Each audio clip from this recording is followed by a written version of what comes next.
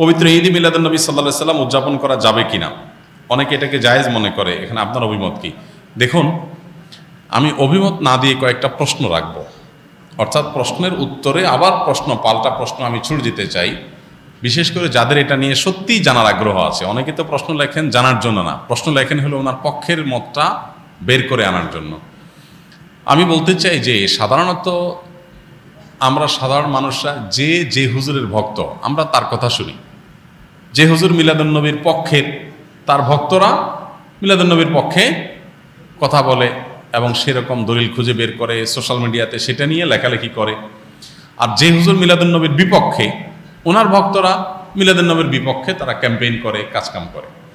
আমার কথা হলো যে আপনি হুজুরদের পক্ষ বিপক্ষ না নিয়ে কয়েকটা প্রশ্নের উত্তর খোঁজার জন্য আপনি নিরপেক্ষভাবে চেষ্টা করেন। আপনি নিজে একটু সচেতনভাবে, সতর্কভাবে, অনুসন্ধানের দৃষ্টি নিয়ে এই প্রশ্নগুলোর উত্তর খোঁজার চেষ্টা করেন। আপনি শুধু উত্তর খোঁজার যদি সিরিয়াস চেষ্টা শুরু করে দেন এবং নিরপেক্ষভাবে চেষ্টা করেন, আমার বিশ্বাস যে আপনাকে আল্লাহ তাআলা হেদায়েত এবং সঠিক পথ যেটাই সেটা আল্লাহ তাআলা আপনাকে দেখিয়ে দিবেন। শর্ত হলো আপনি আগে গিয়ারটা নিউট্রালে এনে তারপরে খুঁজতে হবে। আমরা যারা গাড়ি চালাতে জানি তারা জানি যে গিয়ার, আপনার ম্যানুয়াল গিয়ার সাধারণত গাড়ি, এটা আপনার নিউট্রালে থাকার পর স্টার্ট দিলে গাড়ি স্টার্ট হবে।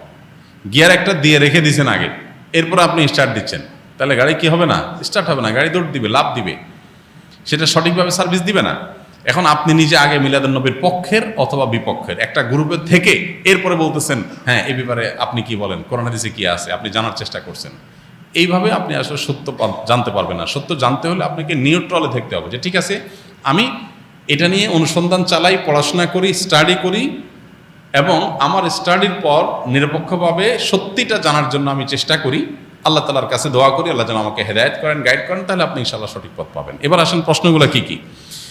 এক নম্বর প্রশ্ন হলো, নবী করিম সাল্লাল্লাহু আলাইহি সাল্লামের যেদিন জন্ম হয়েছে, মিলাদুন নবী মানে হলো নবী সাল্লাল্লাহু আলাইহি সাল্লামের জন্ম, এটাকে কেন্দ্র করে উদযাপন, আনন্দ ইত্যাদি। প্রশ্ন হলো, নবী করিম সাল্লাল্লাহু আলাইহি সাল্লামের যে তারিখে জন্ম হয়েছে সেই তারিখটা কি চূড়ান্ত এবং অবিতর্কিত কিনা, অর্থাৎ অমুক তারিখে তিনি জন্মগ্রহণ করেছেন, ইতিহাসবিদগণ এ ব্যাপারে একমত কিনা বা হাদিস গ্রন্থগুলোতে এটা সুস্পষ্ট আসছে কিনা, এটা আপনি একটু জানার চেষ্টা করেন। আপনি যদি খোঁজ করেন, অনুসন্ধান চালান, তাহলে কিন্তু আপনি জানতে পারবেন, জানতে আপনার কষ্ট হবে না খুব বেশি, যে আসলে নবী সাল্লাল্লাহু আলাইহি সাল্লামের জন্মের তারিখটা এটা চূড়ান্ত কি চূড়ান্ত না। আপনি যদি অনুসন্ধান করেন, আপনি দেখতে পাবেন যে নবী সাল্লাল্লাহু আলাইহি সাল্লামের জন্মের এক্সাক্ট তারিখ নিয়ে ইতিহাসবিদদের মধ্যে নানা রকমের মত আছে। তাহলে কিভাবে আপনি চূড়ান্তভাবে একটা দিনকেই নিশ্চিত করে ধরে সেদিনকে আপনি উদযাপনে যেতে পারেন? নাম্বার এক, আপনি খোঁজার চেষ্টা করেন যে ওনার জন্মের তারিখটা এটা কি সুনির্ধারিত, অবিতর্কিত, নাকি এটা নানা মত আছে, আপনি একটু পড়াশোনা করার চেষ্টা করেন। নাম্বার দুই, নবী করিম সাল্লাল্লাহু আলাইহি সাল্লামের জন্মের তারিখটাকে তিনি নিজে উদযাপন করেছেন কিনা প্রতি বছর, এটা আপনি একটু জানার চেষ্টা করেন।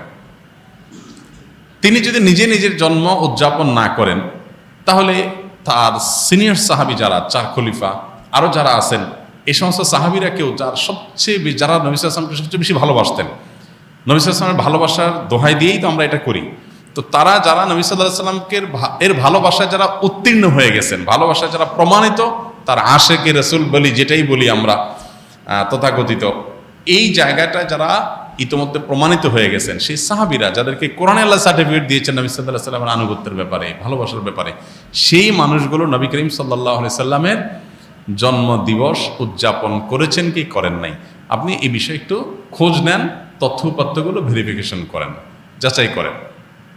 তৃতীয়ত হলো যে জন্মদিবস উদযাপনের এই কালচার কোত্থেকে আসছে, আপনি এটাও জানার চেষ্টা করেন। আপনি যদি এটা নিরপেক্ষভাবে এটা শুরু কোত্থেকে আসে দেখেন, আপনি দেখবেন এটা অগ্নিপূজক, প্রকৃতি পূজারী তাদের কাছ থেকে আসছে। এবং একসময় খ্রিস্টান ধর্মেও এই জন্মদিবস উদযাপন করাটার ব্যাপারে নিরুৎসাহিত করা হতো, নিষিদ্ধ করা হতো। পরবর্তীতে তারা নিজেরা আবার ওই প্যাগানদের দ্বারায়, প্রকৃতি পূজারীদের দ্বারা প্রভাবিত হয়ে তারাও তাদের নবীর জন্মদিবস উদযাপন শুরু করেছে। আমাদের নবী সাল্লাল্লাহু আলাইহি ওয়াসাল্লাম বলেছেন, লা তুতরুনি কামা আতরাতিন নাসারা ইবনে মারইয়াম, তোমরা আমাকে নিয়ে বাড়াবাড়ি করিও না যেভাবে খ্রিস্টানরা ঈসা আলাইহিস সালামকে নিয়ে বাড়াবাড়ি করেছে। অতএব নবী করিম সাল্লাল্লাহু আলাইহি ওয়াসাল্লামের মিলাদুন নবী পালন করবেন কি করবেন না, উদযাপন করবেন কি করবেন না, সেই প্রশ্নের উত্তর আপনি পেয়ে যাবেন যদি আমার এই তিনটা প্রশ্নের উত্তর আপনি নিজে অনুসন্ধান করে জানার চেষ্টা করেন। আল্লাহ আমাকে আপনাকে আমাদের সবাইকে হেদায়েত এবং সত্যিকারের যে সঠিক পথ সেটা আল্লাহ তাআলা আমাদের সবাইকে আল্লাহ তাআলা দান করুন। ঈদ মিলাদুন নবী ও সিরাতুন নবীর মধ্যে পার্থক্য কী? মিলাদুন নবী মানে হলো নবী সাল্লাল্লাহু আলাইহি সাল্লামের জন্ম, আর সিরাতুন নবী মানে হলো নবী করিম সাল্লাল্লাহু আলাইহি সাল্লামের জীবনচরিত।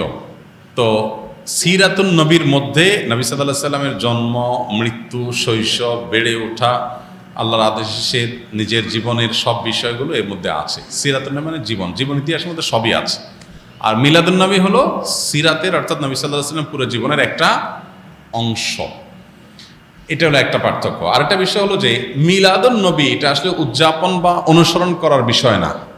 নবী সাল্লাল্লাহু আলাইহি সাল্লামের জন্মকে আমরা চাইলে অনুসরণ করতে পারবো না, যে উনি যেভাবে জন্ম হয়েছেন, যে তারিখে হয়েছেন ওই তারিখে আমি হব, এরকম কোনো অপশন নাই তো। কিন্তু সিরাতুন নবী যেটা, এটা কি করা যায়? অনুসরণ করা যায়। নবী সাল্লাল্লাহু আলাইহি সাল্লামের জীবন চরিত দেখে দেখে সেই অনুযায়ী আমি আমার জীবনকে গঠন করলাম। তো এটা হলো মূলত আমাদের জন্য গুরুত্বপূর্ণ। আমাদেরকে নবী সাল্লাল্লাহু আলাইহি সাল্লামকে আল্লাহ দিয়েছেন তাকে অনুসরণ করার জন্য। তাকে অনুসরণ করার নামগন্ধ নাই, কিন্তু তার মহব্বতের দাবি করে আমি যাচ্ছে তা করে বেড়ালাম, তো এটা আসলে ইসলাম হতে পারে না। অতএব আমাদেরকে নবী করিম সাল্লাল্লাহু আলাইহি ওয়াসাল্লাম অনুসরণ করার চেষ্টা করতে হবে। ডিপ্রেশন, দুশ্চিন্তা থেকে মুক্তির উপায় কি? ডিপ্রেশন এবং দুশ্চিন্তা এখন ঘরে ঘরে। যত বেশি সম্পদ, যত বেশি মানুষের দিনকাল ভালো, তত বেশি মানুষের মধ্যে দুশ্চিন্তা, ডিপ্রেশন বেশি। তো এই দুশ্চিন্তা এবং ডিপ্রেশন এটা থেকে মুক্তি লাভের জন্য আমাদের যে কাজগুলো করতে হবে তার ভিতরে 1 নম্বর হলো 5 ওয়াক্ত নামাজ যথাযথভাবে সুন্দরভাবে আদায় করতে হবে, খুব লম্বা সময় নিয়ে ধীরে ধীরে। দ্বিতীয়ত, আপনি বেশি বেশি করে কোরআনে কারিমের অর্থ সহকারে তেলাওয়াত করবেন। এটি দুশ্চিন্তা থেকে মুক্তি লাভের জন্য অন্যতম কারণ। বিশেষ করে সূরা ইউসুফ সম্পর্কে অনেক উলামায়ে কেরাম বলেছেন, এটা অর্থ সহকারে বুঝে পড়লে, মহব্বতের সাথে পড়লে, তাজউইদের সাথে সুন্দরভাবে পড়লে ইনশাআল্লাহ দুশ্চিন্তা থেকে মানুষ বাঁচতে পারে। তৃতীয়ত, দুরুদের আমল। এ সম্পর্কে হাদিসে পরিষ্কারভাবে আমাদেরকে নবী সাল্লাল্লাহু আলাইহি সাল্লাম নির্দেশনা দিয়েছেন যে নিয়মিত যদি কেউ দুরুদ পড়ে, সবসময় দুরুদ পড়ে, তো আল্লাহ তাআলা তাকে দুশ্চিন্তা মুক্ত করেন। আরেকটা হলো ইস্তেগফার যদি কেউ নিয়মিত পড়েন, তাকেও আল্লাহ তাআলা দুশ্চিন্তা থেকে হেফাজত রাখেন। আর এছাড়া দুশ্চিন্তা থেকে মুক্তি লাভের জন্য একটা বিশেষ দোয়া আছে, নবী সাল্লাল্লাহু আলাইহি সাল্লাম পড়তেন, আল্লাহুম্মা ইন্নী আউযু বিকা মিনাল হাম্মি ওয়াল হাযান ওয়া আউযু বিকা মিনাল আজজি ওয়াল কাসাল ওয়া আউযু বিকা মিনাল বুখলি ওয়াল জুবন ওয়া আউযু বিকা মিন গালাবাতিদ দাইনি ওয়া কাহরি রিজাল।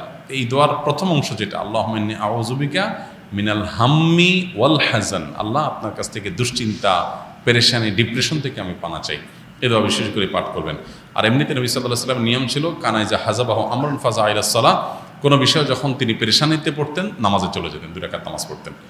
আর এর বাইরে বিশেষ করে ভোর রাতে তাহাজ্জুদের সময় উঠে নিরিবিলি আল্লাহর সাথে একটু মন খুলে কথা বলেন, ইনশাআল্লাহ আল্লাহ তাআলা আপনার মানসিক অশান্তি দূর করবেন।